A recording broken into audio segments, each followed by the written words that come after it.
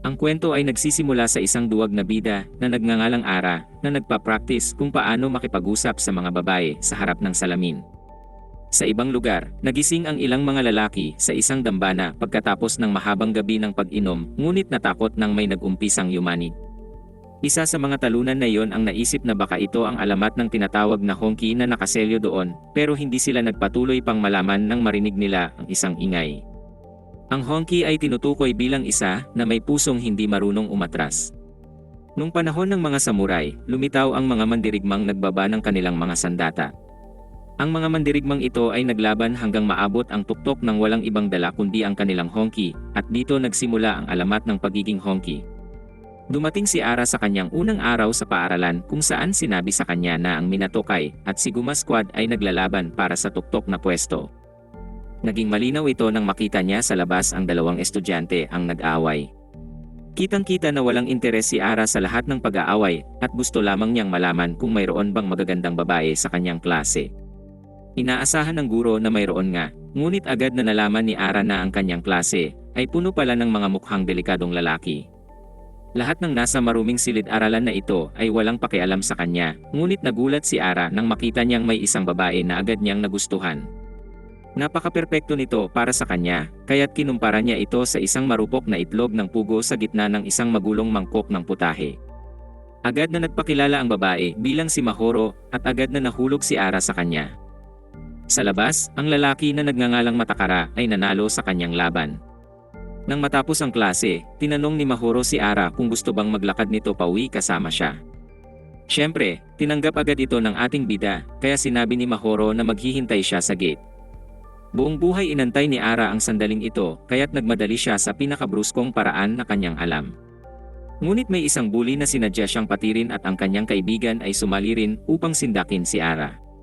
Ginamit ni Ara ang pinakalumang teknik para makatakas, ngunit agad siyang tumakbo at nabunggo sa isang tila matigas na pader na si Matakara. Papalapit na ang mga bully sa kanya at napagtanto ni Ara na malapit na siyang bugbugin ng mga ito. Pero nakakagulat na alam pala ni Matakara ang pangalan ni Ara, ngunit hindi naman ito kilala ni Ara. Pinag-isipan ni Ara ng mabuti kung sino ito kahit na nagsisimula ng sumakit ang kanyang tiyan at sa wakas ay naalala niyang sila ay magkaibigan noong mga bata pa sila. Para nang nakatatandang kapatid si Ara sa kanya, kaya naman labis ang tuwa ni Matakara nang magkita sila uli matapos ang 5 taon. Sinabi ni Matakara sa kanyang mga kasama na si Ara ay dati niyang kaibigan at sila'y nag-ensayo noon para maging honky. Ipinaliwanag niya na malakas si Ara pero hindi ito nakikita ng mga kasama. Niyaya siya ni Matakara na sumama sa kanila, ngunit hindi ganun kainteresado si Ara sa kanilang muling pagkikita at umalis na siya. Iniisip ni Ara na napakamalas niya para makitang muli si Matakara. Nagmadali siyang puntahan ang iniisip niyang kanyang magiging asawa, ngunit sa kasamaang palad ay wala na ito doon. Makikitang ang mga lalaki kanina sa dambana ay kumakain sa restaurant kung saan nakatira si Ara at sinabi niya sa kanyang nanay na nakakita siya ng magandang babae. Si Ara muna ang sandaling nagtrabaho sa kusina at narinig niya ang usapan ng mga lalaki tungkol sa kung ano ang maaaring nakaselyo sa dambana. Sa base ng Siguma, humingi ng paumanhin ang lalaking binugbog ni Matakara sa lider ng kanilang squad dahil sa pagkatalo. Ipinaliwanag ng lalaking ito na mabait pala si Matakara at sinabihan siya ng lider na nagkakagusto na ata siya dito. Agad na itinigil ng lider ang tawanan nang bigla niyang sipain sa mukha ang lalaki. Ang lalaki na ito na maraming hikaw ay nagpatuloy lang sa kanyang pagkain. Nung gabi, iniisip ni Ara ang kanyang nakaraan kasama si Matakara at kung paano niya minsang pinanood lang ang kanyang kaibigan na binubuli. Kinabukasan, sinubukan ng guro na turuan ang mga sanggano at iniisip naman ni Ara kung nasaan na ang kanyang crush.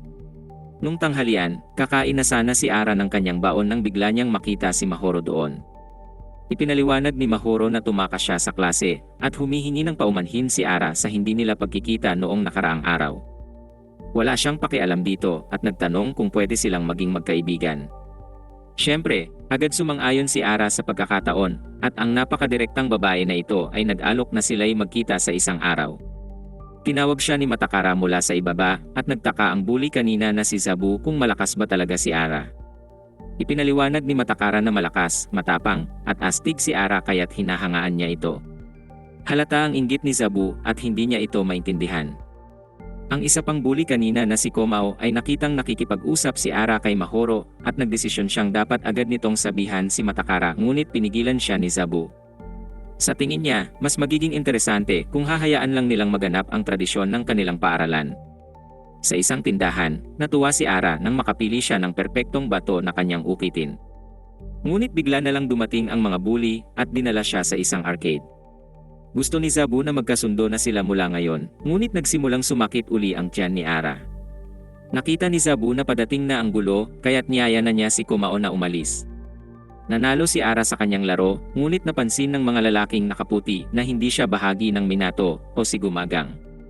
Sinabi ni Ara na hindi siya sasali sa mga ganong grupo, ngunit mali ang sagot na ito.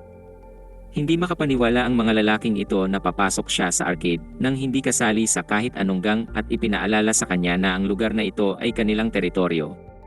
Sinubukang makatakas ni Ara, ngunit pinigilan siya ng isang lalaki dahil siya raw ang kanilang pang-100 biktima. Nakatakas si Ara pero halos wala na siyang damit, ngunit patuloy pa rin siyang hinabol ng mga lalaki dahil gusto nilang kunin ang lahat ng kanyang pag-aari. Nagtawanan ang kanyang tinatawag na mga bagong kaibigan at napagtanto ni Zabu na tama siyang hindi talaga malakas si Ara.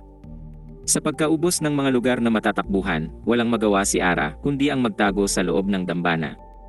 Habang sinusubukan ng mga bully na pasukin ito, natabig ni Ara ang isang kahon at biglang lumabas ang isang misteryosong baril.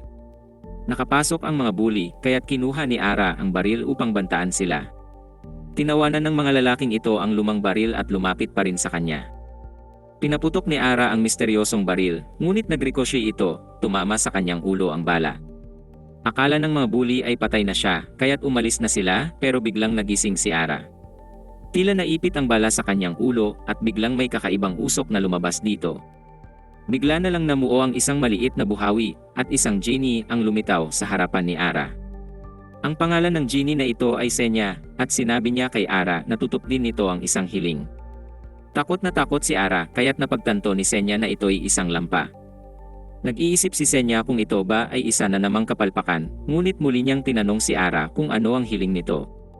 Nagsimulang maintindihan ni Ara ang nangyayari at inakala ni Senya na siguro gusto ng batang lalaki ang kayamanan o kapangyarihan. Hindi na ngailangan ng oras si Ara para mag-isip at agad na hiniling ang pagkabinyag ng kanyang pagkalalaki sa unang pagkakataon. Naunawaan ni Senya kung bakit ito ang gusto ng isang batang lalaki at sinabing kanyang sasaniban si Ara upang matupad ito. Umalis si Ara dahil hindi niya gustong umanib sa kahit anumang bagay at agad na natutunan na walang ibang nakakakita kay Senya. Pagbalik sa mga sanggano, ikinuwento nila kay Matakara ang kaduwagan ni Ara. Matapos ang ilang pull-ups ay ipinaliwanag ni Matakara na si Ara ay isang mabait na tao at ayaw lang talaga nito sa away. Sa bahay ni Ara, nagrereklamo si Senya sa kwento ng isang palabas. Nananaliksik si Ara at iniisip niya na baka si Senya ay katang-isip lamang niya. Sa mga sumunod na araw, ginugol ni Ara ang kanyang oras sa pag-ukit ng bato na binili niya upang iregalo kay Mahoro. Nag-alok ng payo si Senya tungkol sa pagbibigay ng mas magandang regalo, ngunit ipinaliwanag ni Ara na ang bato ay magproprotekta sa kanya magpakailanman. Ito ay isang bato ng panghabang buhay na pag-ibig at ito ang susi sa kanyang puso, ngunit di maintindihan ni Senya ang pinagsasabi ng delusyonal na batang ito. Sa mga sumunod na araw, sinubukan ni Ara na alamin kung bakit hindi pa rin natatanggal ang bala sa kanyang ulo, ngunit tila walang pakialam ang kanyang ina dito at gusto lamang nitong malaman kung makikipagkita siya sa isang babae.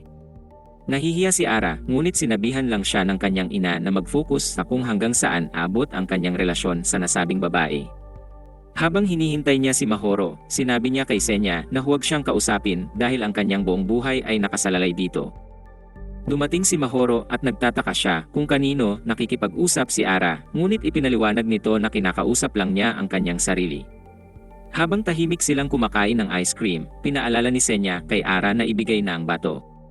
Sinabihan niya itong manahimik kaya't kinailangan niyang magpaliwanag kay Mahoro na wala lang yon. Sa kabila ng kakaibang pag-uugali ni Ara, hindi ito nakaapekto kay Mahoro at sinabing masaya itong nakilala siya sa paaralan. Iniisip ni Senya na ito ang perpektong pagkakataon para kay Ara na gumawa ng kilos dahil kung hindi niya pa ito gagawin ngayon, hindi na niya ito magagawa kailanman. Sinabi ni Senya na wag siyang maduwag kaya't sumagot si Ara na ipapakita niya kay Senya kung paano ito gagawin. Nakarinig si Mahoro ng kakaibang ingay na nanggagaling kay Ara, at ito'y dahil sa pagkulo ng kanyang tiyan. Sinubukan ni Ara na sabihin na wala lang ito bagamat malinaw na siya ay di na makatiis, kaya naman napatakbo na siya para ilabas ito. Nang matapos si Ara, sinabi niya kay Senya na nangyayari ito palagi sa mga ganitong sitwasyon. Nahihiya siyang bumalik kay Mahoro, ngunit tila hindi pa rin ito nawiwirdohan sa kanya at masaya pa rin sa kanyang pagbalik. Sa wakas ay nagkaroon na si Ara ng lakas ng loob na ibigay kay Mahoro ang bato na kanyang ginawa at tinitigan niya ito dahil mali-mali ang pagkakaukit ng kanyang pangalan. Mabagal na inamin ni Ara kung gaano niya kagusto si Mahoro, ngunit natigil ito nang dumating ang isang gang. Ang kanilang leader ay lumapit na nakasakay sa isang dimotor na llama at napakasama ng postura nito na halos hindi na niya makita ang kanyang dinadaanan. Mayroon siyang kanang kamay na nagsasabi sa kanya kung kailan titigil at sobrang tamad nito na kailangan pa siyang alalayan para hindi mahulog. Ngunit nagawa nitong tumayo mag-isa at inilantad na siya ang leader ng Siguma Squad na si Marito. Sinubukan ni Ara na umalis doon kasama si Mahoro, ngunit nagalit si Marito. Napansin ito ni Mahoro at bigla ang hiniling kay Ara na lumaban ito para sa kanya. Ngunit labis ang galit ni Marito sa ginawa ni Ara na paghawak nito sa kanyang kapatid na babae. Sa itaas, tinawag ni Zabu si Matakara at sinabi na may malaking problema si Ara. Inisip nito kung makakaligtas ba ng buhay si Ara at nagmadaling umalis si Matakara upang tulungan ang kanyang kaibigan. Sa ibaba, bugbog sarado na si Ara. Gusto ni Marito ng magandang laban, ngunit nadetermina ni Ara na dito na matatapos ang kanyang buhay dahil siguradong tatapusin siya ng lalaking ito. Patuloy ang pambubugbog ni Marito kay Ara at sinabihan niya itong bumangon. May problema sa utak ni Mahoro dahil natutuwa siyang makita ang galit na ipinapakita ng kanyang kuya. Nanonood lang si Senya at nakikinig habang sinasabi ng gang na ito na ang ika-35 biktima ni Marito. Dismayado si Senya na hindi niya muling natagpuan ang hinahanap niya sa pagkakataong ito. Ito ay dahil kahit na sumanib siya kay Ara, tiyak siya na kailanman ay hindi siya makakatagpo ng ganong tao. Nagsimulang umalis si Senya, ngunit nagulat nang magtanong si Ara kung talaga bang inaakala ng lahat na hahayaan niya lang na matapos ang kanyang buhay ng ganito. Sa wakas ay nagpakita rin si Ara ng determinasyon na mabuhay nang malapit nang tumama ang sipa ni Marito sa kanya. Ikinatuwa ito ni Senya at tinanong si Ara kung ano talaga ang kanyang tunay na kahilingan. Handa na si Ara na sabihin ang kanyang nais at makikita natin na si Matakara ay nagmamadali patungo sa kanya. Tumayo si Ara at sa kabila ng lahat ay hiniling pa rin na mabinyagan ang kanyang pagkalalaki sa unang pagkakataon. Ngunit sa pagkakataong ito, ang katawan ni Ara ay nagpakawala ng matinding kapangyarihan at sinabi ni Senya ang butchigiri. Nakakagulat na napigilan ni Ara ang sipa ni Marito at nang naghahanda na siya ng pangontrang atake, naging malinaw na si Senya ay sumanib na sa kanya. Lumaki ang braso ni Ara na nauwi sa pagkapunit ng kanyang damit at nagpakawala siya ng napakalakas na suntok kay Marito. Dinurog ng tuluyan ni Ara si Marito at nakita ito ni Matakara kung saan naisip niyang tila isang tunay na honki si Ara. Walang ideya si Ara kung ano ang nangyari at naiinis ang Jenny dahil patuloy ang pagnanais ni Ara na mabinyagan ang kanyang pagkalalaki. Naging tapat lamang si Ara sa kanyang nais, ngunit ipinunto ni Senya na dapat ay hilingin niya ang pagiging mas malakas. Natigil ang kanilang pagtatalo ng sipain ni Marito si Ara papunta sa lawa. Nakabunggo naman si Matakara ng isang lalaking nagngangalang Jabashiri habang nagmamadali papunta kay Ara at tila itinuring na ni Jabashiri na mortal niyang kaaway si Matakara dahil dito. Nagpulasa ng mga tao nang marinig nila ang mga pulis at tinitigan ni Marito ang bakas sa kanyang tiyan na iniwan ng napakalakas na suntok ni Ara. Tila galit ang lalaking ito pero sa katunayan, ipinahayag niyang papasalihin niya si Ara sa Siguma. Makalipas ang ilang oras, nagising si Ara mula sa isang bangungot at pinuri siya ni Matakara sa kahangahangang suntok na ibinigay niya kay Marito. Napagtanto ni Ara ang lahat ng nangyari pero gusto lamang niyang malaman kung anong nangyari kay Mahoro. Sinabi ni Matakara na baka umuwi lang ito at iniisip ni Ara na tila masama ata ang pagsuntok nito sa kanyang kapatid. Napansin ni Zabu ang isang miyembro ng Siguma na nagmamasid sa kanila mula sa labas at hinabol ito. Ipinakita ni Matakara ang bato ng pakikipagkaibigan kay Ara na ibinigay nito sa kanya noon. Sinabihan siya ni Ara noon na kapag hawak niya ito ay magiging mas malakas siya. Duda si Matakara na kay Ara pa ang ganito niya pero hindi man lang ito nakikinig. Pinigilan siya ni Matakara sa pag-alis at tinanong kung iniiwasan ba siya ni Ara dahil mahina pa rin siya. Sinabi ni Ara na sa tagal ay hindi na niya ito matandaan at umalis na lamang. Nagpakita si Senya ng pagnanais na makipaglaban sa lahat at sinabihan si Ara na huwag maging malungkot dahil kahit na natalo siya ngayon, maaari pa rin siyang manalo sa susunod. Agad itong kinontra ni Ara at sinabing siya ang nanalo sa laban kay Marito, ngunit hindi ganito ang pananaw ni Senya.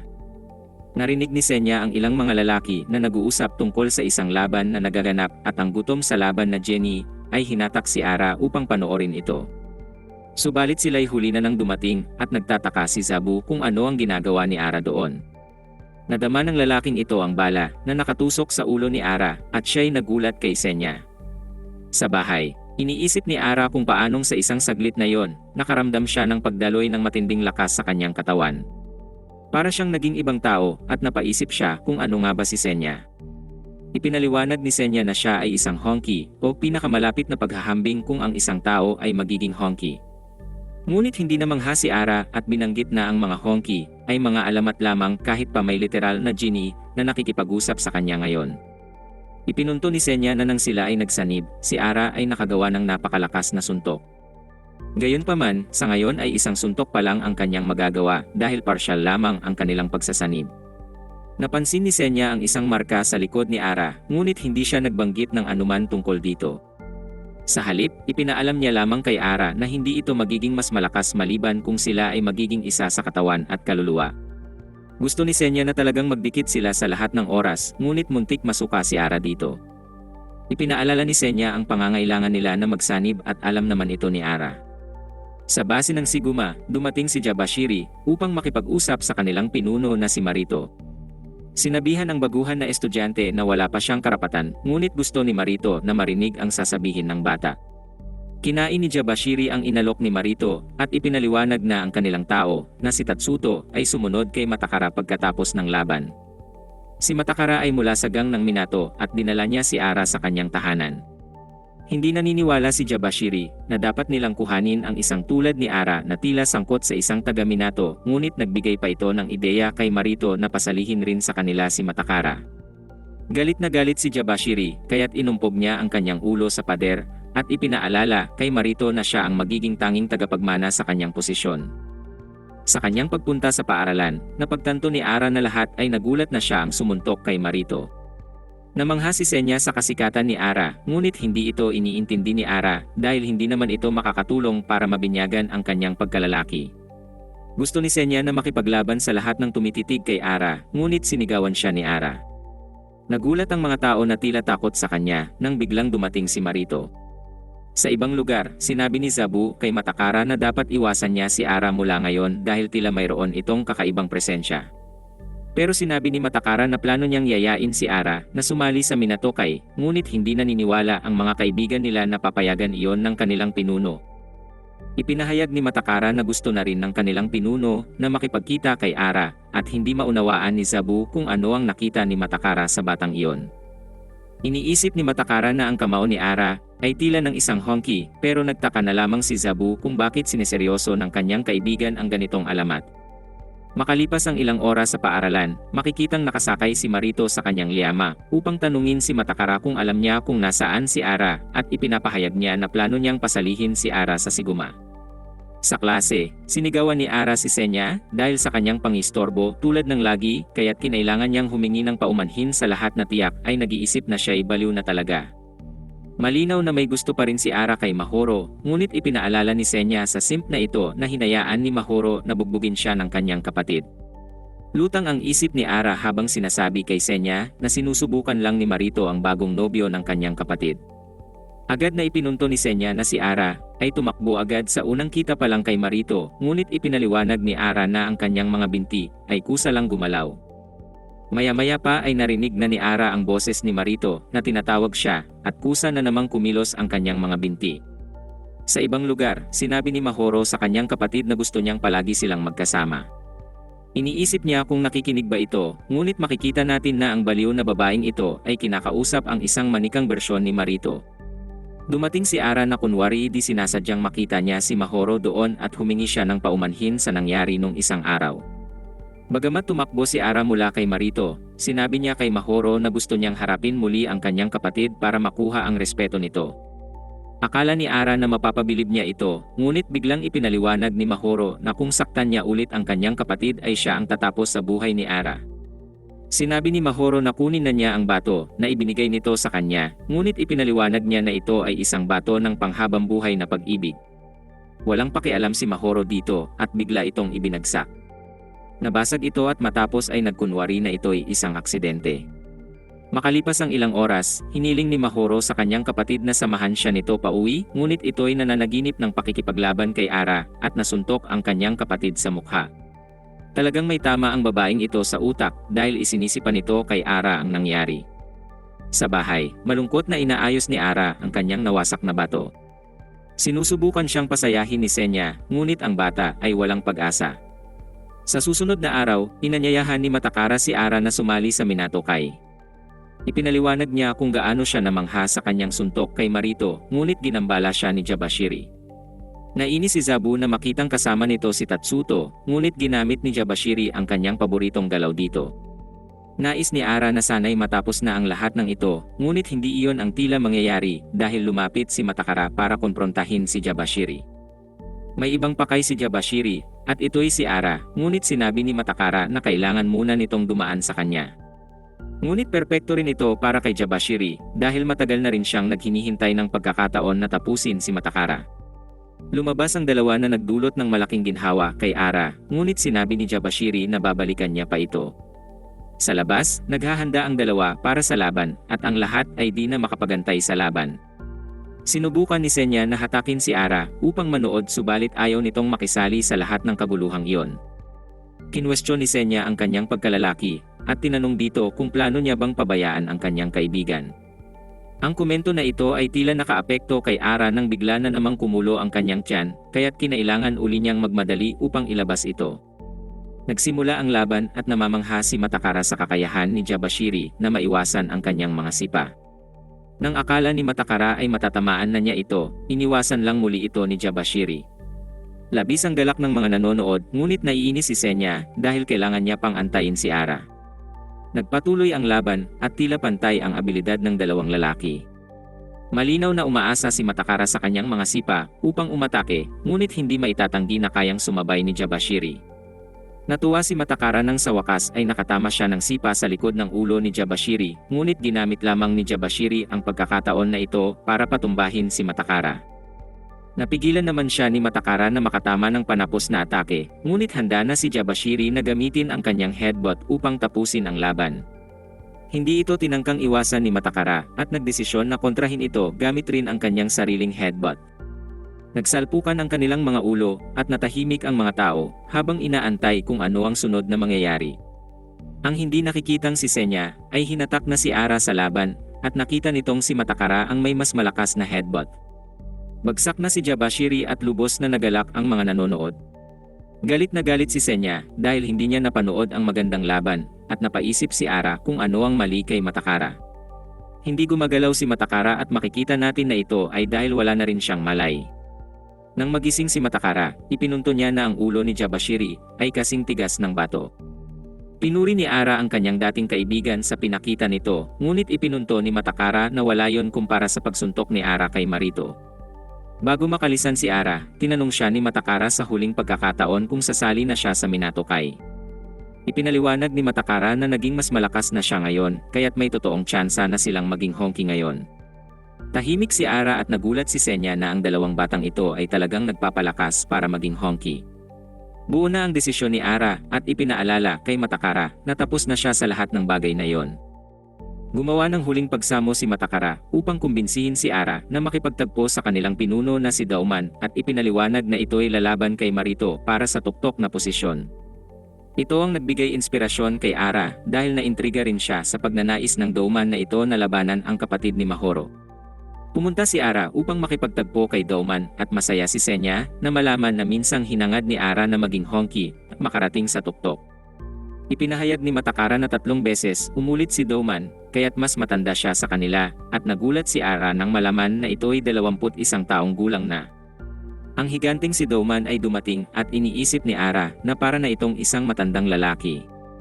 Mayroon itong matinding presensya at namangha si Senya dahil parang ang lakas nito. Nagsimula ng formal na ipakilala ni Matakara si Ara kay Douman, ngunit diniretso na ito ni Ara at sinabi kay Douman na gusto niyang maglaban sila ng isang round. Natuwa si Senya na marinig ito nang biglang may naisip si Ara. Kung matatalo niya ang isang matandang lalaki na nasa parehong antas ng kapatid ni Mahoro, hindi na niya kailangang saktan ang kapatid nito upang ipakita kung gaano siya kalakas. Binigyan ni Ara ang kanyang sarili ng papuri na para bang siya ay isang uri ng henyong simp. Handa na ang lahat na manood sa laban ni Ara laban kay Douman, ngunit lahat sila ay duda sa bata. Nakiusap si Matakara kay Douman na huwag itong gawin, ngunit huli na ang lahat. Sinabi ni Ara kay Senya na panahon na at masaya si Senya na sa wakas ay napagtanto na ni Ara ang tunay niyang hiling. Iniisip ni Senya na marahil ay nais na niya ng higit pang lakas, ngunit muli na namang sinabi ni Ara na gusto niyang mabinyagan ang kanyang pagkalalaki sa unang pagkakataon. Ang napakalakas na kapangyarihan ay dumaloy muli sa kanyang katawan at ipinahayag ni Senya ang butchigiri. Ang braso ni Ara ay lumaki ulit ng 2 beses na nauwi sa pagkapunit ng kanyang manggas at siya ay nagbigay ng isang napakalakas na suntok na nagpalipad kay Douman. Natural lamang na namangha ang lahat at napagtanto ni Matakara na si Ara nga ang tunay na hinihintay nila. Nagpakita si Ara ng isang posisyon ng tagumpay, ngunit dismayado uli si Senya na ang nasa isip lang ni Ara ay ang mabinyagan ang kanyang pagkalalaki sa unang pagkakataon. Hindi naniniwala si Ara na mayroong pang mas mahalaga dito, ngunit ipinunto ni Senya na ang pagiging mas malakas ay mas mahalaga. Mukhang may tama si Ara habang nakikipagtalo siya sa di nakikitang si Senya, ang galit na si Douman ay pinalipad siya sa bubong. Tila wala ng buhay si Ara at tinitigan lang ni Douman ang malaking marka na iniwan ng suntok ni Ara.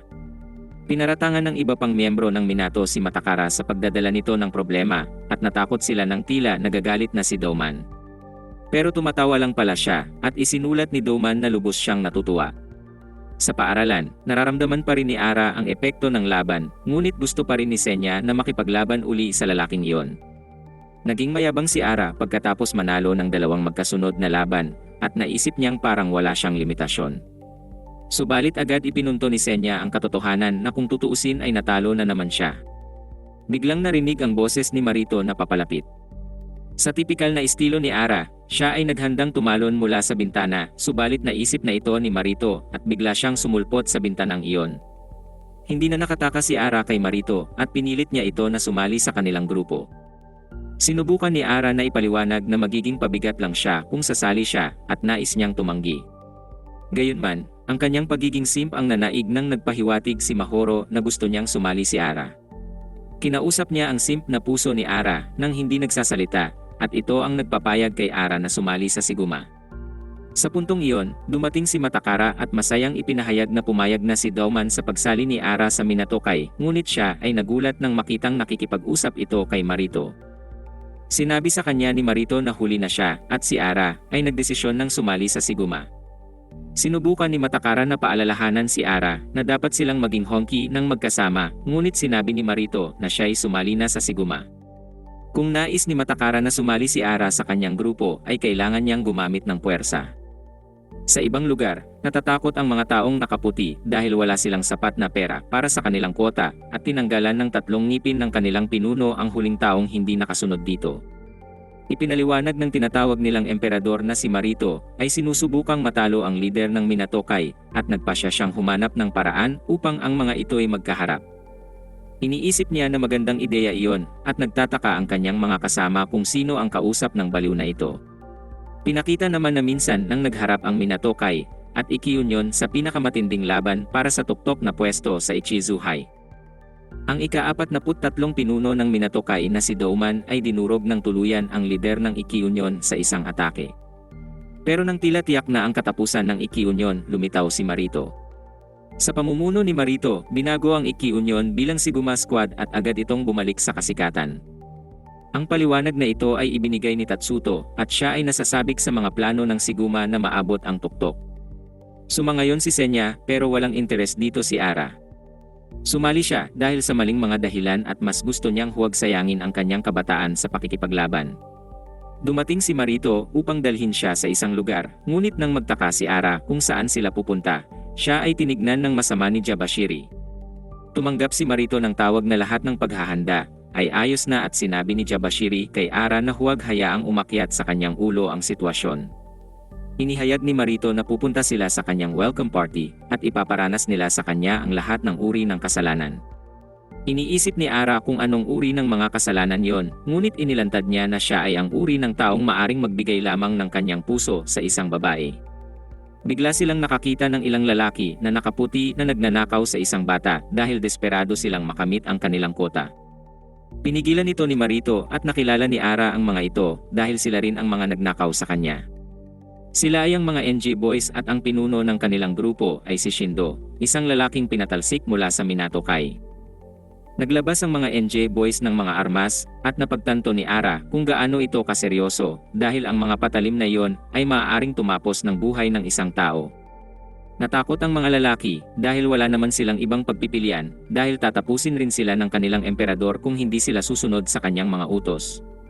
Agad na tinapos ni Marito ang mga hindot na ito at sinabihan silang magpadala ng mensahe kay Shindo. Ang mensahe niya ay huwag itong masyadong magpadala. Namangha si Senya kay Marito at tinukoy ni Yabashiri na yon ay wala pa sa katiting ng kanyang lakas. Sa ibang lugar, tinawagan ni Mahoro ang kanyang kapatid at inimbita siya sa ilang mga lugar, ngunit sa huli ay napagtanto nito na siya ay nasa voicemail. Sinubukan ni Matakara na kausapin siya tungkol kay Ara, ngunit hindi man lang siya pinansin nito. Hinawakan siya ni Matakara at sinabihan na hindi niya ito bibitawan hanggat hindi siya nakikipag-usap sa kanya. Naging seryoso si Mahoro at sinabi sa kanya na alisin ang marumi niyang mga kamay pero hindi ito pinakinggan ni Matakara. Pinarinig ito ni Mahoro sa pamamagitan ng napakalakas na sigaw at tumakbo ito palayo habang tinatawag siya na kadiri. Sa welcome party ni Ara, sinabihan ni Marito ang lahat na may malakas na suntok si Ara, pero ang iniisip lang ni Ara ay kung nasaan ang lahat ng mga babae. Pagkatapos ay inanunsyo ni Marito ang simula ng kanilang tradisyonal na laro sa pagsalubong ng miyembro. Ang panalo ay makakakuha ng 1 taon na supply ng Maji Kebab. Pinagsaya ni Marito ang lahat at nagsimula na ang kakaibang laro. Nagulat si Ara dahil ang kakaibang laro ay tila rock paper scissors lang na may marahas na kapalit. Pinunto ni Senya na ang kasalanan na kanyang iniisip kanina ay iba. Ipinahayag ni Marito na ang lahat ng tapos na ay dapat umupo at iniisip nito kung nakuha na ba ni Ara ang mga patakaran. Napakasimple lang nito basta't hindi sila matalo sa rock paper scissors. Nagpatuloy ang laro at ang mga lalaki ay patuloy rin sa pagsuntok sa mukha ng isa't isa. Sa huli, may ilan na lamang na natitirang nakatayo at iniisip ni Marito kung handa na ba si Ara na sumubok. Mas gusto ni Ara na mag-obserba lamang pero gusto ni Marito na ipakita niya ang kanyang malakas na suntok. Si Ara na ang sunod na susubok at hindi makapaghintay si Marito na makalaban siya sa final round. Sinabi ni Ara kay Senya na magsanib sila pero tumanggi si Senya. Gusto niyang tumulong pero sa tingin niya ay hindi makukontento si Ara kung siya ay mananalo ng dahil lamang sa kanya. Natuwa si Yabashiri na magkakaroon na siya ng pagkakataon na talunin si Ara pero gusto munang lumaban ng isang lalaki na nagngangalang Auta. Nag-uusap ang lahat tungkol sa lalaking ito dahil siya ang pinuno ng Special Attack Unit at malas daw ni Ara na siya ang kalaban. Iniisip ni Ara kung ito na ba ang katapusan ng kanyang buhay at nagsisimula na siyang magsisi sa pagsali sa Siguma. Sa wakas ay pumayag si Senya na tulungan siya pero nagtataka si Auta kung kanino nakikipag-usap si Ara. Dumating si Tatsuto para maging referee at napagtanto ni Ara na kung hindi siya mananalo sa laro, malamang ay papatayin siya ni Auta sa isang suntok. Sinimulan ni Tatsuto ang laban, ngunit ang unang round ay nagtapos sa tie. Natalo si Ara sa pangalawang laban, kaya't sinabi niya kay Senya na umaasa siya dito. Takot na takot si Ara habang inihahanda ni Auta ang kanyang atake, ngunit ang ginawa lang ni Senya ay ipinatanggap kay Ara ang suntok gamit ang kanyang mukha. Nasaktan ang kamay ni Auta kaya't umatras siya at nagtataka ang lahat sa kung anong klaseng bungo ang mayroon si Ara. Ito ang unang pagkakataon na may iba bukod kay Marito na nakayanan ang suntok ni Auta. Ang lakas ng suntok ni Auta ay kayang bumasag ng konkreto kaya't lahat ay namangha habang nagtataka kung paano nakayanan ng bungo ni Ara ang puwersa nito. Ipinahayag si Ara bilang panalo at nagdiwang si Senya sa paraang butchigiri. Sinabi ni Auta kay Tatsuto na pupunta siya sa banyo at nakita natin na sugatan ang kanyang kamao. Sumunod si Yabashiri at hinihintay niya ang sandaling ito. Hindi na naniniwala si Ara na kakayanin pa ito ng kanyang bungo, ngunit ang laban ay malapit nang magsimula. Sinimulan ni Tatsuto ang laban at nagtagumpay si Ara. Hindi niya gustong manalo kaya naman nagdesisyon siyang magbigay ng mahinang suntok. Iniisip ni Jabashiri na imposible talagang malakas si Ara, ngunit nagulat siya sa kakaibang mukha nito. Sa huli, nakakita lang pala si Ara ng mga babae, at nauwi ito sa pagbato niya ng may pinakamahinang itsura na suntok. Nabigla si Tatsuto at pinunto na gumamit si Ara ng isang maalamat na teknik. Isa ito sa 7 nakamamatay na atake na ipinasa ng sinaunang mandirigma mula sa China. Kapag ang isang mandirigma ay pinakawalan ang lahat ng enerhiya sa kanilang katawan, sila ay gumagamit ng puwersang sentripugal upang umatak ng mabilis na parang isang mabigat na latigo. Sa kanyang kamalasan, ipinahayag ni Tatsuto na si Ara ang nanalo, agad na dumating si Marito upang harapin siya. Nasasabik si Senya dito kaya pinagsabihan siya ni Ara na tumahimik kaya't kinailangan nitong humingi ng paumanhin ng isipin ni Marito na siya ang sinasabihan nito. Dahil dito, mas ginanahan si Marito at napagtanto ni Ara na ang kanyang buhay ay malapit ng magwakas. Hindi na naniniwala si Ara na kaya pang tumagal ng kanyang bungo, ngunit sinabihan siya ni Senya na huwag sumuko. Ipinaliwanag ni Marito kung bakit siya naengganyo kay Ara at iyon ay dahil naramdaman niya ang pagiging hongki ni Ara nang siya'y suntukin nito. Sinimulan ni Tatsuto ang laban at ang matinding presensya ni Marito ay kitang-kita sa porma pa lang. Gayunpaman, biglang nagsimulang sumakit ang tiyan ni Ara at pinayagan siyang ilabas ito. Sa kasamaang palad, nang dumating siya sa banyo ay nakita niya ang walang malay na si Auta. Galit na galit si Marito at gustong mahanap ang taong gumawa nito. Nakita ang isang armband ng Minato Kai sa tabi ni Auta kaya't nais ng iba na maghiganti. Gayunpaman, alam ni Marito na hindi ito gawain ni Doman. Tiyak si Jabashiri na isa sa mga Minato Kai ang may gawa nito pero ipinunto ni Marito na hindi kaya ng kung sino-sino lang mula sa gang na ito ang magdulot ng ganitong pinsala kay Auta. Pagkatapos, ipinaliwanag ni Tatsuto ang kasaysayan sa pagitan ni Auta at Marito. Noong una silang magkita sa paaralan, tinawag nila ang kanilang mga sarili na God Kings at palaging lumalaban ng magkasama. Sila ay matalik na magkaibigan at ang tanging tao sa lungsod na maaaring talunin si Auta ay si Dauman. Gayunpaman, alam ni Marito higit kanino man na hindi gagawin ni Dauman ang ganitong kaduwagan gaya ng nangyari kay Auta. Ngayon ay may desisyon na kailangang gawin si Marito. Ipaghihiganti niya ba ang kanyang kasamahan o maniniwala siyang hindi ito magagawa ng kanyang karibal? Pinuri ni Senya ang kanilang pagkakaibigan, ngunit hindi ito gustong marinig ni Ara. Makalipas ang ilang oras, nakita ni Ara si Mahoro sa kanyang bahay at ang kanyang ina ay sinusubukang makitsismis ng hindi napapansin. Nagpasalamat si Mahoro sa kanyang pagsali sa Siguma para sa kanya at ipinaliwanag ni Ara na nabugbog ng husto ang kanyang ulo dahil dito. Iniisip niyang umalis na lang pero bigla siyang sinampal ng baliw na babae. Binanggit ni Mahoro na hindi pa nag-uumpisa ang lahat at sigurado siyang hihilingin ng kanyang kapatid kay Ara na pamunuan niya ang Siguma. Gusto ni Mahoro na talunin niya ang kanyang kapatid at sinabihan siya na gawin ito para sa kanya. Ginawa uli ng sukubos na ito ang kanyang heart move na tumagos na naman sa kaluluwa ni Ara, pero para kay Senya, ay wala namang espesyal dito.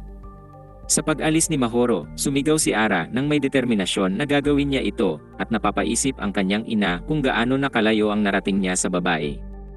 Iniisip ni Mahoro na kapag umalis na si Marito sa Siguma, lahat ng kanyang atensyon ay mapupunta na sa kanya. Noong gabing yon, makikitang nagsha-shadow boxing si Ara at nag-iisip kung paano niya mapapataas ang kanyang merge rate kay Senya. Nagulat si Senya sa ganitong usapan, ngunit ipinaliwanag ni Ara na kailangan niyang maging tagapagmana ni Marito. Para magawa ito, kailangan nilang magsanib. Ikinatuwa ito ni Senya dahil unti-unti nang nagbabago ang pananaw ni Ara. Pinagamit siya ni Senya ng plauta, ngunit nagtataka si Ara kung talaga bang mapapataas nito ang kanilang merge rate.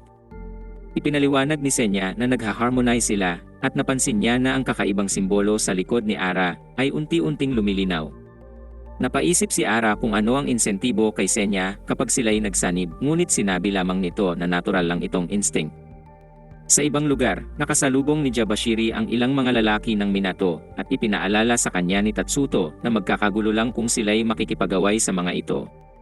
Pinakinggan ni Jabashiri ang kanyang kaibigan, kahit na halata ang galit sa kanya, ngunit tinawag silang duwag ng mga lalaki mula sa Minato Kai. Nagalit si Jabashiri at sinabihan ang mga ito tungkol sa pagsalakay kay Auta at sinimulan niyang bugbugin ang mga ito nang sabihin nilang wala silang alam. Nagawa ni Tatsuto na ilayo siya, ngunit ipinangako ni Jabashiri na ipaghihiganti niya si Auta. Malas lang ng mga lalaki na ito dahil pagkatapos lumisan ni Jabashiri, dumating naman ang mga lalaki mula sa NG upang sila'y tapusin. Nasasabik ang kanilang pinuno sa mga mangyayari at mapapansin na may pinaplano itong hindi maganda. Kinabukasan, ipinag-utos sa mga mag-aaral na magpares at magunat.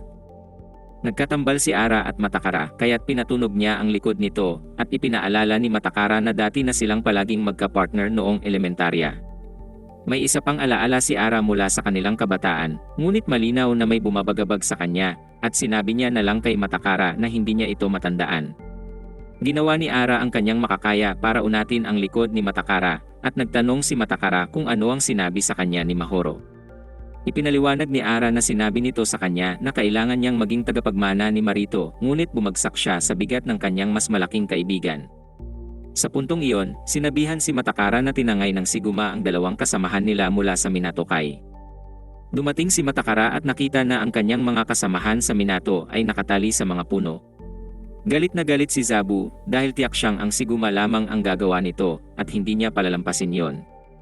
Nakita ng tatlong miyembro ng Minato ang ilang mga lalaki ng Siguma at agad silang nag-umpisang mag-away at makikitang ang tunay na mga salarin ay nanonood mula sa malayo. Pagkatapos, dumating si Marito at ang iba pang mga miyembro ng Siguma at nakitang binugbog ng Minato ang kanilang mga kasamahan. Nakakita si Marito ng larawan nila ni Auta at nakasaad dito na si Marito ang susunod. Sa base ng Minato Kai, ipinaliwanag ni Matakara kay Douman na ang dalawang miyembro nila na nakatali sa mga puno ay kailangang dalhin sa ospital dahil sa nabali nitong mga tadyang. Bigla nilang narinig na ang mga bantay ay binubugbog at dumating si Marito. Ipinaliwanag ni Marito na may dapat silang pagbayaran at nais niyang magpakita si Douman. Narinig ito ni Douman ng malinaw kaya lumabas siya upang harapin si Marito. Agad na sumalakay si Marito ngunit pinigilan siya ni Matakara.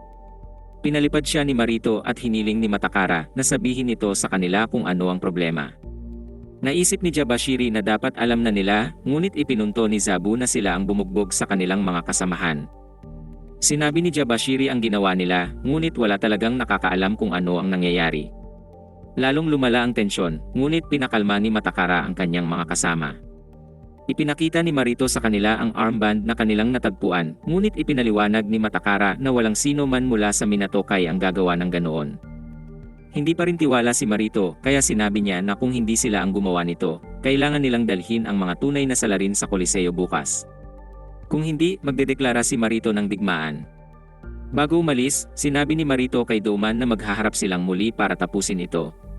Natapos ang tensyon, ngunit ang tunay na gulo ay paparating pa lang. Sa paaralan, natutuwa si Senya na makitang seryoso si Ara sa kanyang pagsasanay. Siyempre, ang iniisip ni Ara ay si Mahoro at ipinapangako nitong tatalunin niya ang kanyang kapatid para sa kanya. Gayunpaman, naalala ni Ara kung paano siya binantaan ni Mahoro na tatapusin nito ang kanyang buhay kung masaktan ang kanyang kapatid. Ito ay nangangahulugang dapat talunin ni Ara si Marito, ngunit hindi siya dapat mag-iwan ng marka sa kanyang mukha. Hindi alam ni Ara kung ano ang dapat niyang gawin, ngunit ipinaalala sa kanya ni Senya na pwede niya na lang itong suntukin sa tiyan. Bumalik agad si Ara sa kanyang shadow boxing habang walang pinapansin na iba hanggang marating niya ang base ng Siguma. Ang iba ay hindi gaanong natutuwa gaya niya at binalitaan siya ni Tatsuto sa mangyayaring digmaan. Lahat ay di na makapagantay na wasakin ang Minato Kai, ngunit alam ni Tatsuto na ito'y magiging isang laban na walang dangal o pagkatao. Ang paghihiganti ay magdudulot lamang ng karagdagang paghihiganti, at ang dadanak na mga dugo ay mauwi lang sa pagdanak ng mas marami pang dugo. Nalilito si Ara, ngunit kabaliktaran nito si Senya na di na rin makapagantay. Tila seryoso naman si Marito dahil sa wakas ay makakapagharap na sila ni Douman. Sa kabilang dako naman, napansin ng mga kasama ni Matakara na hindi siya masyadong interesado sa magiging laban.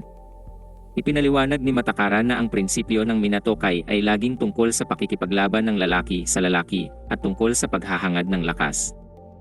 Tumingin siya sa uniforme ng kanyang kapatid at naalala ang panahon na ito ay dinala sa juvie. Pinaalalahanan siya ng kanyang kapatid na ang totoong honki ay hindi umaatras at hinikayat siyang magsikap upang maging isang tunay na honki. Determinado si Matakara na tuparin ang kanyang pangako sa kanyang kapatid at sa Minato Kai na kanyang iniingatan. Ang kanyang kapatid ang tanyag na ika-42 leader ng Minato Kai at ang lahat ay hinahangaan ito. Sa puntong iyon, umalis si Matakara at ipinaliwanag na may kailangan siyang gawin na isang bagay. Napansin ni Komao na hindi pa nagtatanggal si Zabu ng kanyang jacket mula nung isang araw at ngayong tinanggal na niya ito. Napansin ni Komao ang pagkawala ng kanyang armband. Ipinaliwanag ni Zabu na kinuha ito ng ilang uwak sa sampayan, ngunit naging suspetsoso si Komao. Kaso nga lang ay hindi gaanong matalino si Komao kaya't binunto nito ang pagkainis niya sa ilang malapit na mga uwak. Sa isang pagtingin sa nakaraan, ipinakita kung paano natagpuan si Zabu ng isang miyembro ng NG. Ang pangalan niya ay Shindo at alam ni Zabu na siya ang tinatawag ng NG na Emperador. Ito ay pinatalsik mula sa Minato 6 na buwan na ang nakakaraan, ngunit ipinunto ni Zabu na ito pa rin ay umaastang malakas. Nais ni Shindo na makipagkaibigan pero tinanggihan ito ni Zabu at tinawag siyang Pepetsugin. Ang kayabangan ni Zabu ang nagtulak kay Shindo na mawalan ng kontrol at binugbog niya ito ng husto. Hindi ikinatuwa ni Shindo ang kanyang mga pang-iinsulto, kaya kinuha niya ang armband ni Zabu at ipinunto na siya ay binugbog ng isang Pepetsugin. Hindi makayanan ni Zabu ang kahihiyan, kaya't nagdesisyon itong isikreto ang nangyari.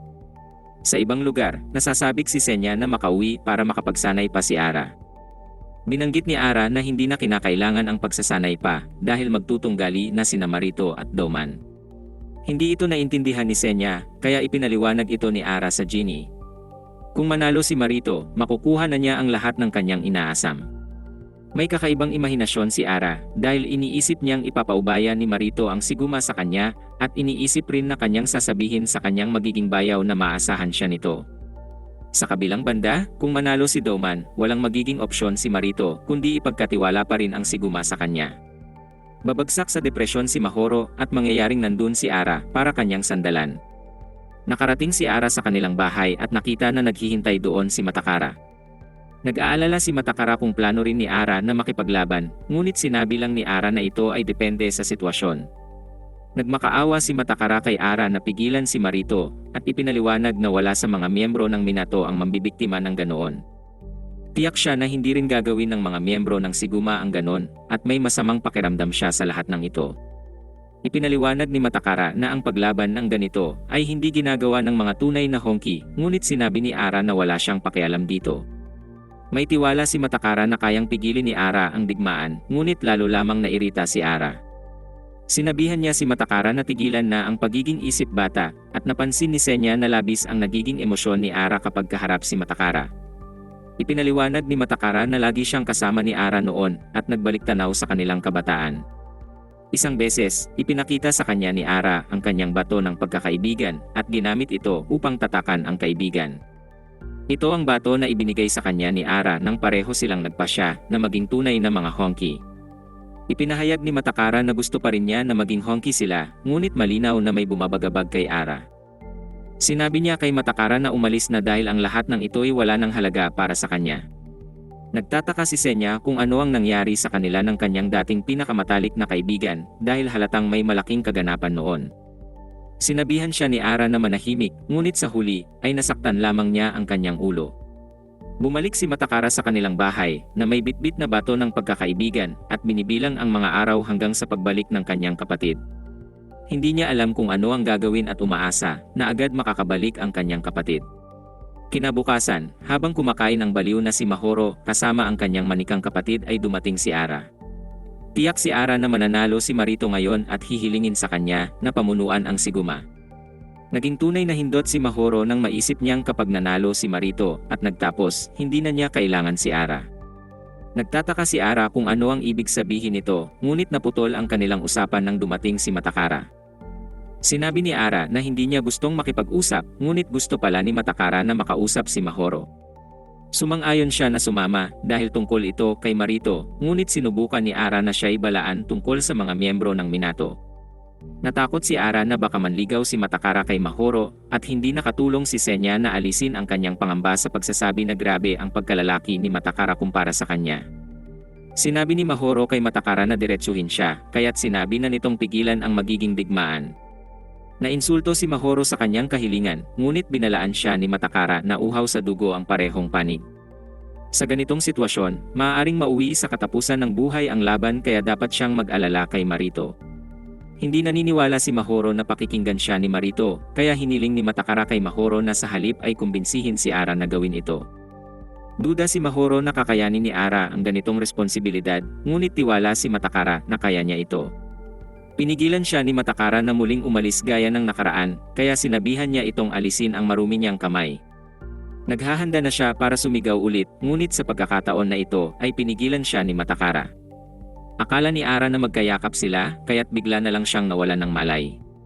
Determinado si Matakara na tuparin ang kanyang pangako sa kanyang kapatid at protektahan ang Minatokay, at binitawan na niya si Mahoro dahil baka hindi na ito makahinga.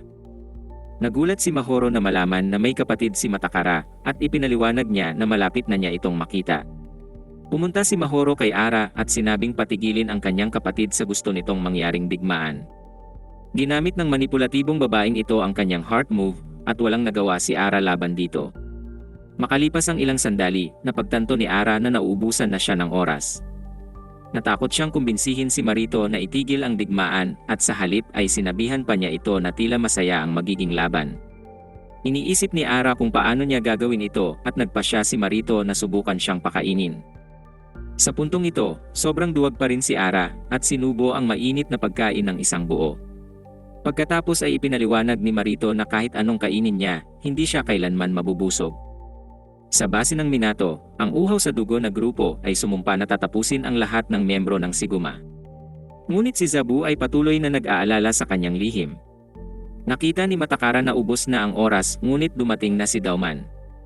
Sinubukan ni Matakara na sabihin kay Dauman na kinukumbinsi ni Ara si Marito na itigil ang digmaan habang sila'y nag-uusap, ngunit nakapagdesisyon na rin si Dauman. Ginamit niya ang pagsusulat gaya ng lagi at inihayag na oras na upang tapusin ang mga bagay. Lahat ay lumabas para sa laban, ngunit napansin ni Zabu na nanatili si Matakara sa likod. Hindi na siya makatiis kaya't sinabi na ni Zabu kay Matakara ang kanyang itinatago. Sa ibang lugar, si Ara ay nalulungkot dahil wala siyang lakas ng loob na magsabi kay Marito at sigurado siyang katapusan niya na rin kay Mahoro. Ipinaalala sa kanya ni Senya na tila may kakaibang koneksyon si Mahoro at Matakara. Dahil sa kanyang pagmumukmok ay hinampas siya ni Senya sa kanyang likuran, subalit si Ara ay dumiretso sa harap ni Shindo. Ininsulto siya ni Shindo at sinabihang umuwi na, pero sinagot siya ni Ara at tinawag siyang Boy Labo. Si Ara ay kinakain na ng matinding presyon, kaya't inilabas niya ang kanyang inis sa taong ito. Sa base ng Minato, inilantad ni Zabu na si Shindo ang tunay na may kagagawan sa nangyari kay Aota. Si Shindo ang nagplano ng lahat ng ito, ngunit inaako pa rin ni Zabu ang lahat ng sisi.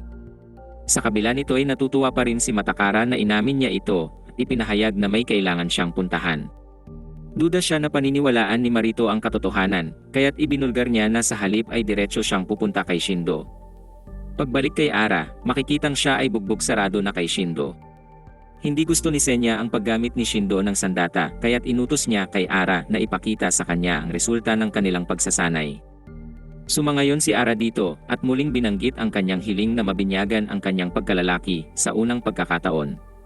Si Senya ay nagpahayag ng butchigiri habang sila'y nagsasanib, ngunit sigurado pa rin si Shindo na siya ang mananalo. Pero siya ay nagulat nang walang naging epekto ang kanyang sandata at isang malakas na suntok ang tinanggap niya mula kay Ara. Hindi pa tapos si Ara dahil ngayon ay kaya na niyang magpakawala ng pangalawang suntok. Natuwa siya sa kanyang tagumpay at ipinunto ni Senya ang pagtaas ng kanilang merge rate dahil sa kanyang pagsasanay. Sobrang nawasak ang pagmumukha ni Shindo at naalala niya bigla ang ganitong sakit na kanyang nararamdaman. Nagulat si Ara nang bumangon si Shindo, ngunit mas naging halata ito sa mukha ni Senya. Hindi siya makapaniwala sa kanyang nakikita dahil ito ay isa pang genie na nagngangalang Ichiya. Ilang sandali ang nakalipas, makikita ang loob ng base ng NG nang biglang pumasok si Matakara at inutos na palabasin si Shindo. Sinubukan siyang atakihin ng mga miyembro ng NG dahil siya ay mula sa Minatokay, ngunit sila'y nabigo ng matindi. Nakita ni Matakara ang ginagawa ng mga ito sa mga tubo at napagtanto ang kanilang masamang balak.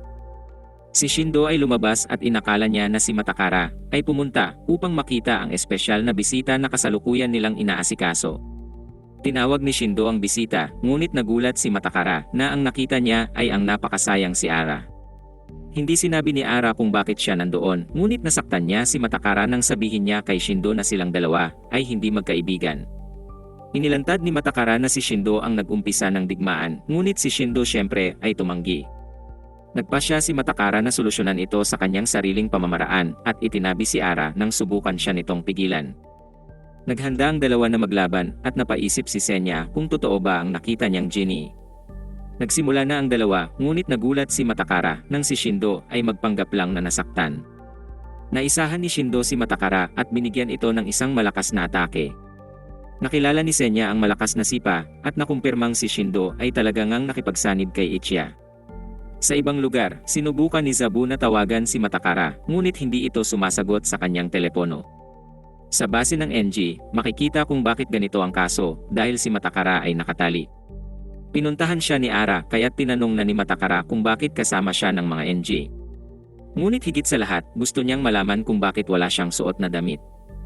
Sa pagbalik sa kanilang laban, makikita na si Ara ay nagulat na makitang si Shindo ay nakatayo pa rin matapos ang kanyang suntok.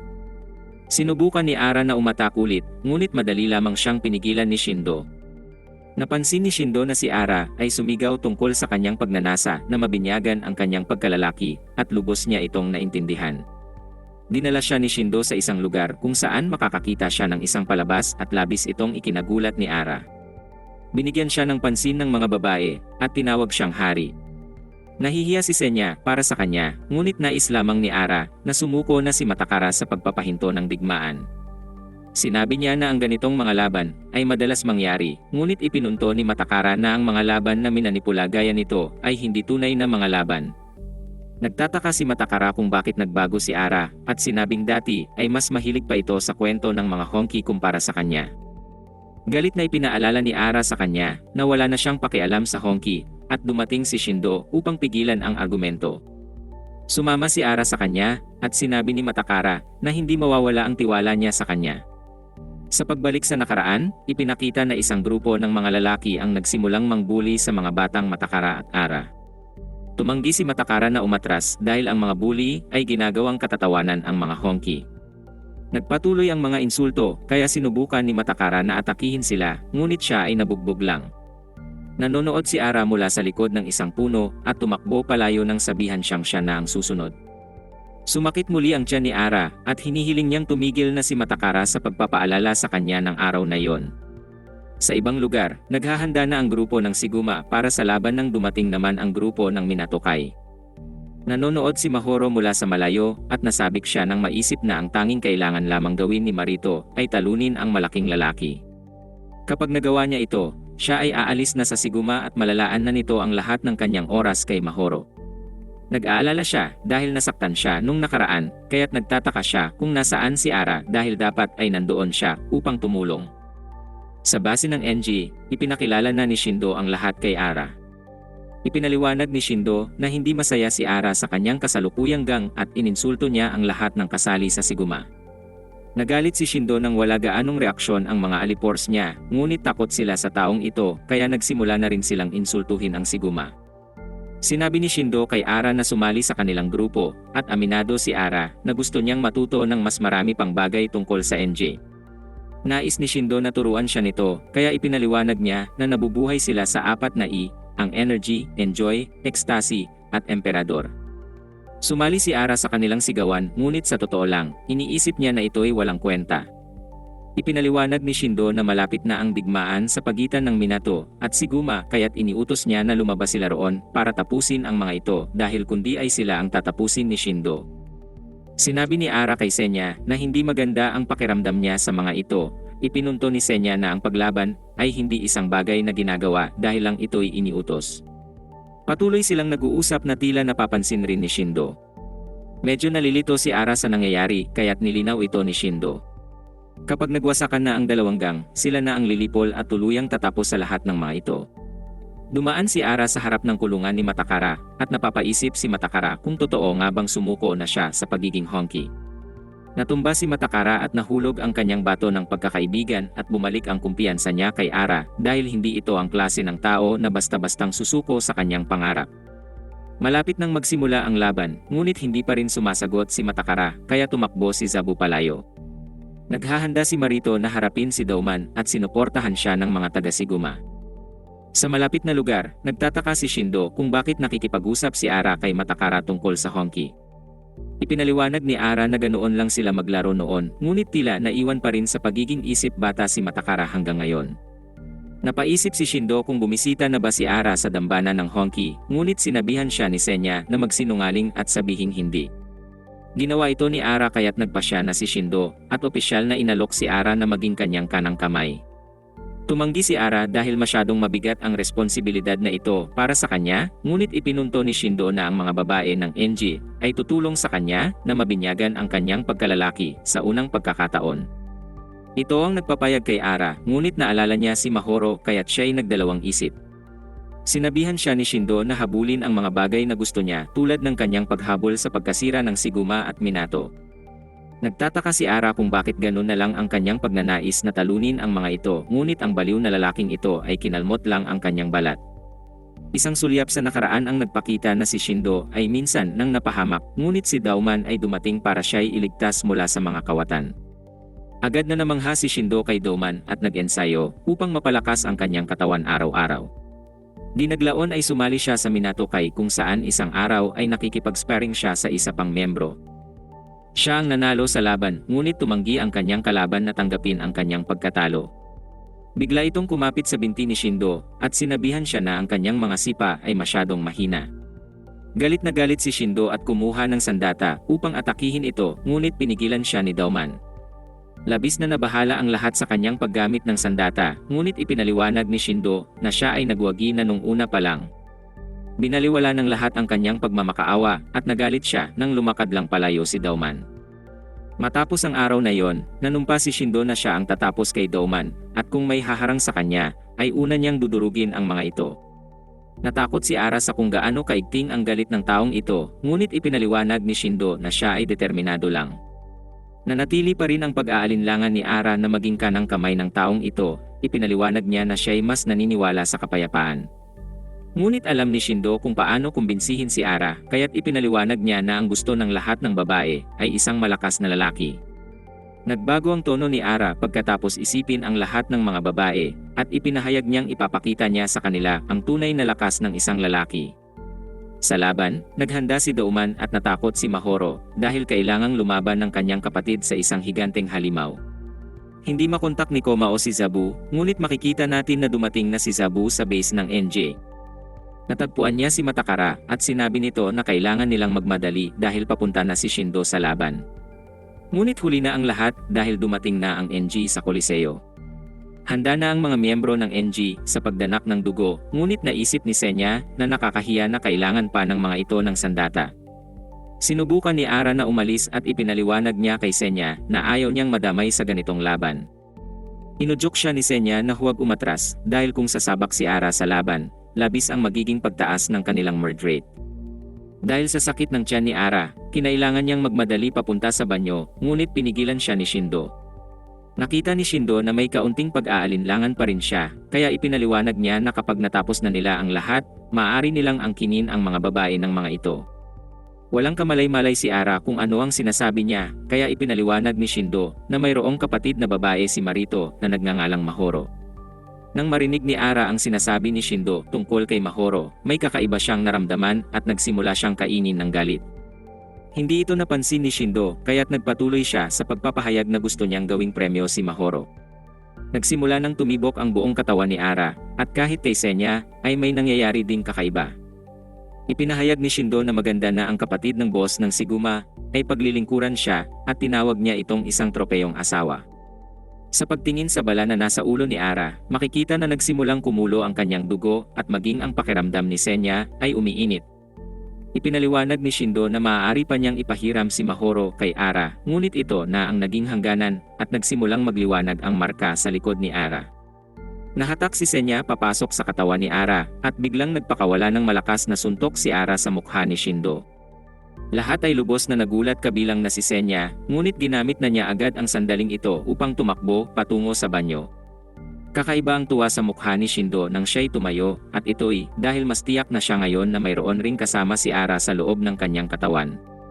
Sa Coliseo, lahat ay sabik ng sumugod at sinimulan na ni Marito ang laban. Ang dalawang panig ay nagmadali patungo sa isa't isa, at ang dalawang leader ay nagsimulang maglapitan ng mahinahon. Bago pa man magkasalpukan ang dalawang panig, lumitaw si Matakara upang ihayag na ang buong digmaan ay isang panlilinlang. Sinabi niya sa lahat na ito ay gawa-gawa lang ni Shindo, ngunit wala ni isa ang naniniwala sa kanya. Nagpasya si Zabu na magsabi ng totoo, at ibinunyag na ninakaw ni Shindo ang kanyang armband upang linlangin ang lahat pero wala pa ring gustong makinig. Sinubukan ni Matakara na kausapin si Douman ng direkta, ngunit masyado itong nakatuon kay Marito. Sa mismong oras na yon, nakita ni Matakara si Ara sa malayo. Hinahabol siya ng galit ng mga miyembro ng NG, ngunit labis ang pagkasabik ni Senya dito, at nais niyang patumbahin na ni Ara ang lahat ng mga ito. Walang makaintindi kung bakit nandito ang grupo ng NG, ngunit masaya si Matakara na makitang dumating rin si Ara. Iniisip ni Matakara na ang lahat ng ito'y sapat na upang itigil ang digmaan, ngunit ipinaliwanag ni Marito na wala nang halaga ang lahat ng iyon. Nabigla si Matakara na makita na tila sang-ayon si Douman dito, at nagsimula na ang laban ng dalawang leader. Nagpatuloy si Ara sa pagtakbo para sa kanyang buhay, ngunit siya ay nadapa, at napatulala na lang sa napakalaking grupo ng NG. Subalit sa harap niya, ang dalawang gang ay naghahanda na para sa laban.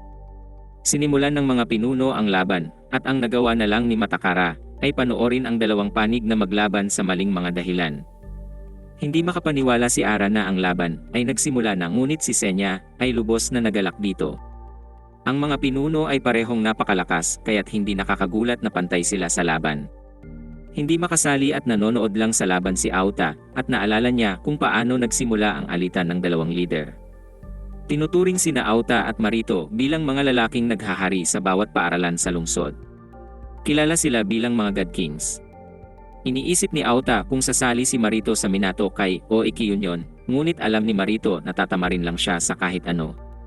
May mga lalaki na sinubukang makipagaway kay Auta, ngunit agad nilang napagtanto na ito ang mga God Kings. Nais ng isa sa mga lalaki na patunayan na hindi kayang pamunuan ng God Kings ang paaralan nila gaya sa iba, ngunit tinuruan lamang siya nito ng leksyon. Simula noong narating nila ang tuktok, napagtanto ni Auta na si Marito ay nawalan na ng motibasyon. Umaasa siyang sa bagong paaralan na ito ay may makikilala siyang makakapagbigay nito. Nagmakaawa sa kanila ang isang uslak na sumali sa Iki-Union at dinala sila nito sa isang laban. Ang pinuno ng Iki-Union na si Shiba ay lalaban kay Douman, at makikitang nandoon rin si Shindo upang manood. Ngunit ang laban ay agad natapos sa lubusang pagdurog ni Douman kay Shiba. Ang laban na ito ang nagpagana kay Marito, at ipinagdiwang ng Minato Kai ang kanilang tagumpay. Sa gitna ng pagdiriwang, sumalakay si Marito, at hindi pinansin ang pagpigil ni Auta sa kanya. Diretsyong umatake si Marito kay Douman, ngunit syempre, madali itong pinahinto ni Douman. Pinigilan ni Douman ang isa pang sipa, kaya't lalong ginanahan si Marito. Handa na sa mas seryosong laban si Marito, kaya't sinabihan niya ang matandang lalaki na ibigay ang buong lakas nito, ngunit siya ay nagulat nang bigla itong tumalikod. Umalis si Shiba sa Iki-Union matapos ang kanyang pagkatalo, ngunit alam ng iba na hindi nila, kaya si Douman, kaya't nagmakaawa sila kay Marito na maging pinuno ng grupo. Ngunit abala si Marito sa pag-iisip kung bakit bigla na lamang siyang tinalikuran ni Douman. Kaya't ipinaliwanag sa kanya na ito'y lumalaban lang sa mga taong may prinsipyo sa mga bagay tulad ng dangal o pagkakaibigan. Ngunit sinabi nila na kung siya ay magiging kanilang pinuno, tiyak na lalabanan siya ni Douman. Nababahala si Marito sa buong sitwasyon, ngunit natuwa si Auta na makitang muli ang sigla sa kanyang kaibigan. Sa huli, tumanggi si Marito na tanggapin ang alok na maging pinuno, ngunit mayroong plano si Auta. Tumakbo siya patungo sa base ng Minato upang ipahayag na siya ang bagong pinuno ng Iki-Union at hinamon si Douman sa isang laban. Kumalat agad ang balita na isa sa mga God Kings ang naghamon kay Douman at nakarating ito kay Marito. Kahit pa sobrang bihasa sa mga laban si Auta, wala siyang pag-asa laban sa napakalakas na si Douman. Agad na natalo si Auta kaya't dramatiko niyang sinabi kay Marito na siya na ang bahala. Nakita ni Marito ang pagpapanggap ng kanyang kaibigan at napagtanto na pinainit lang nito si Douman para labanan siya. Nilinaw ni Marito na walang kinalaman ang prinsipyo sa mangyayari at ang tanging nais lang niya ay ganahan. Muling pinigil ni Douman ang sipa ni Marito, ngunit sa pagkakataong ito ay nabasag ni Marito ang pagsalag ni Douman. Natural na ikinagulat ito ng lahat, ngunit ang mas nakakagulat ay tila ikinatuwa ito ni Douman. Nagpalitan ng mga atake ang dalawa, at nakita ni Auta na ang dating sigla ni Marito ay bumalik na. Patuloy silang naglaban sa paglipas ng panahon, ngunit kailanman ay walang natukoy na nagwagi. Di naglaon, tumanggi si Douman na magtapos sa pag-aaral dahil nagdesisyon siyang antayin ang araw na makakaya na siyang talunin ni Marito. Pagbalik sa kasalukuyan, pantay pa rin sa laban ang dalawang pinuno. Pinakiusapan ni Mahoro ang kanyang kapatid na tigilan na ito at inutusan si Ara na gumawa ng kahit ano. Takot na sinubukan ni Ara na pigilan sila, ngunit binaliwala lang siya ng mga ito. Hindi maitatago ang saya ni Marito at ipinahayag na ang susunod niyang atake ang magiging katapusan. Ang atake na ito ay napakalakas, ngunit ito ay sinagot ni Douman ng suntok. Napatitig ang lahat sa kanilang lakas at ang kanilang atake ay nagdulot pa ng pagguho ng pader. Ang dalawang pinuno ay nagbigay ng matinding pinsala sa isa't isa at pareho ng bagsak. Nag-aalala si Ara kung ano ang kanyang maitutulong, ngunit sinabi ni Mahoro na tapos na siya sa kanya. Ang lahat ay umayon sa plano ni Shindo, kaya't sinabi niya sa kanyang mga tauhan na tapusin na ang lahat. Paparusahan niya ang mga ito kung hindi sila susunod, kaya't kumilos ang buong hukbo. Galit na galit ang parehong Minatokay at Siguma sa kanilang nalaman tungkol sa ginawa ng NG Boys, kaya't nilabanan nila ang mga ito. Napagtanto ni Senya na ang pagsali sa malaking laban ay magpapataas sa kanilang merge rate ni Ara, ngunit wala ng interes ang Uslak. Sinubukan ni Senya na ipaalala ang lahat ng kanilang pagsasanay, ngunit tumitig lang si Ara kay Mahoro at sinabing wala ng kahulugan ang pagsasanay at pakikipaglaban ngayon. Hindi makapaniwala si Senya na talagang ginawa ni Ara ang lahat para lamang magustuhan siya ng isang babae, at sinabi ni Ara na ano pa ba ang ibang maaaring dahilan. Pinilit siya ni Senya na panoorin ang laban, at ipinakita na lahat ng kanyang mga kaibigan ay lumalaban para sa kanilang buhay. Kinwestiyon niya kung talagang tatalikuran na lang ito ni Ara at tatakbo nang bigla uling sumakit ang tiyan ng Uslak. Ipinahayag niyang ang mga ito ay hindi niya mga kaibigan. Wala silang halaga sa kanya, kaya tumakbo siya palayo. Dismayado si Senya sa kanya at napagtantong wala talaga kay Ara ang kanyang hinahanap. Nakita ni Shindo si Ara at ibinunyag na alam niya ang tungkol kay Senya. Hindi makapaniwala si Ara na hindi niya lang pala imahinasyon si Senya, ngunit naging seryoso ang lahat nang simulan siyang atakihin ni Shindo. Kahit iniwan na siya ni Ara, patuloy pa rin si Matakara sa pag-aalala sa kanyang kaibigan. Inutusan ni Shindo si Ara na makipagsanib kay Senya at binalaan na siya'y kanyang tatapusin kung hindi niya ito gagawin. Nilabas ni Shindo ang patalim sa kanyang sapatos at sinaksak si Ara, at ito ang nagpapakitang talagang tatapusin niya ito. Nagmakaawa si Senya na magsanib na sila, ngunit nagpasya na si Ara na wala na siyang dahilan para mabuhay. Nag-alala na naman si Matakara para sa kanyang kaibigan, ngunit ito ay nagdulot lamang ng malubhang pinsala sa kanya. Napakasama ng kanyang kalagayan at dinumog na siya ng NG Boys. Patuloy na ginugulpi ni Shindo si Ara at nagtanong sa kanyang genie kung talagang nasa loob nito si Senya. Nagpasya si Shindo na tumulong sa laban at ibinunyag sa lahat na siya ang may pakanan nito. Nagpasalamat siya sa kanilang lahat na nahulog sa kanyang patibong, kaya't sinugod siya ni Komao. Ginawa niya lang itong basahan, kaya't sunod naman niyang binuyo si Zabu. Nilampaso niya lang rin ito, kaya't sinabi na lamang ni Shindo na sila'y magmadali at labanan na lang siya ng sabay-sabay. Nagalit ang lahat sa kanyang kayabangan, kaya't lahat sila ay sumugod, ngunit sobrang lakas ni Shindo.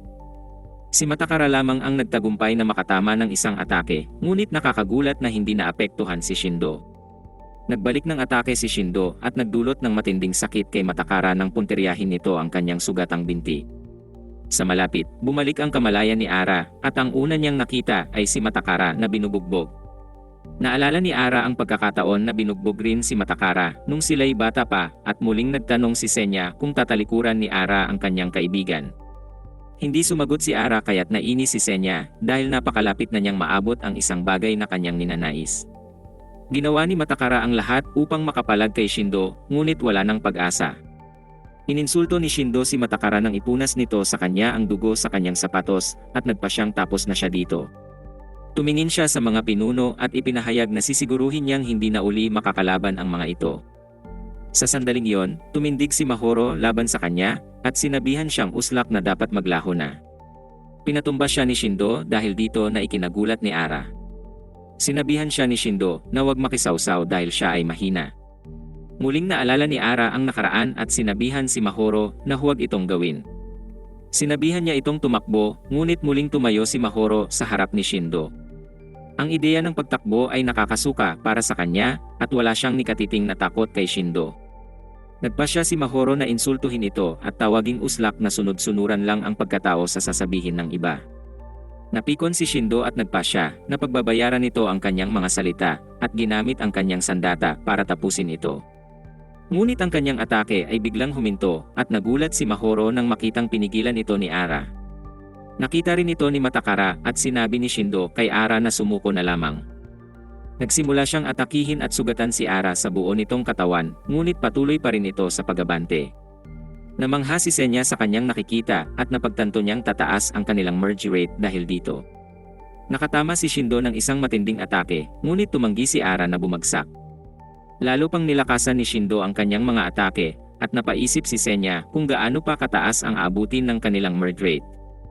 Ang unang suntok ng sinanibang Ara ay dumaplis lang sa pisngi ni Shindo, ngunit nagdulot pa rin ito ng sugat. Si Shindo naman ngayon ang nagulat nang pigilan ni Ara ang kanyang sipa. Ang lahat ng nakapalibot ay nanonood sa laban at nagsimulang sumuporta kay Ara. Napaatras ni Ara si Shindo, ngunit nagawa pa rin itong mapigilan ang isang suntok. Sumunod si Zabu sa pagsuporta at nagawa ni Ara na basagin ang depensa ni Shindo. Hinikayat ni Matakara ang kanyang kaibigan na tapusin ang laban at muling ipinahayag ni Ara ang kanyang layunin na mabinyagan ang kanyang pagkalalaki. Dito'y pinakawala ni Ara ang kanyang pinakamalakas na suntok na nagpalipad at tuluyang dumurog kay Shindo. Natahimik ang lahat sa kanilang nakita, ngunit nagulat sila nang magawa pa ring makatayo ni Shindo. Ngunit sa huli, siya ay bumagsak lang ulit at ang lahat ay nagdiwang. Si Senya ang pinaka hindi makapaniwala dahil nilabanan at nanalo si Ara sa isang kaaway na sinasaniban ni Ichiya. Agad na nagmadali si Ara upang tignan kung ayos lang si Mahoro, ngunit ito'y hindi rin makapagsalita. Ginambala ng iba ang kanilang munting sandali at ang mga leader ay sinuri naman ng ilan kung ayos lang ba ang mga ito. Sinabi ni Matakara na lagi siyang naniniwala kay Ara at alam niya na gagawin ni Ara kung ano ang tama. Ngunit tumanggi si Ara na tanggapin ang papuri at ipinunto na hindi siya ang gumawa ng tama. Hindi ito lubos na naunawaan ni Matakara, ngunit sinabi ni Ara na wala iyon. Si Matakara ay nasa masamang kalagayan pa rin, ngunit nagulat siya nang tulungan siya ni Ara na tumayo at sabihin na oras na para sila'y umuwi. Maya-maya, bumalik si Ara sa kanyang bahay at tila masaya pa ang kanyang ina sa kanyang kalagayan. Naligo si Ara at pinuri siya ni Senya sa kanyang malakas na suntok. Inamin ni Senya na mali siya ng inakala dito, ngunit ipinunto ni Ara na iniisip lamang niya kung paano magkakagusto si Mahoro sa kanya. Napaisip si Ara kung paano nalaman ni Shindo ang tungkol kay Senya, ngunit sinabi ni Senya na wala siyang ideya. Ngunit kakaiba ang pagtitig ni Senya sa markang nasa likod ni Ara at iniisip nitong sa wakas ay dumating na ang panahon. Isang sulyap sa nakaraan ang nagpapakita kung ano ang nangyari pagkatapos lumaban ni Marito kay Dauman. Ito ay nang pumayag siyang maging pinuno ng Iki-Union at binago ang pangalan nito sa Siguma. Pagbalik sa kasalukuyan, umaasa si Auta na hindi na muling matatalo ang kaibigan, ngunit mabilis ipinunto ni Marito na hindi siya natalo. Ipinahayag ni Marito na magiging iba na ang mga bagay sa susunod. Inakala ni Auta na ibig sabihin nito'y mananalo siya sa susunod, ngunit sinabi ni Marito na bibili lamang siya ng mas malaking cup noodles.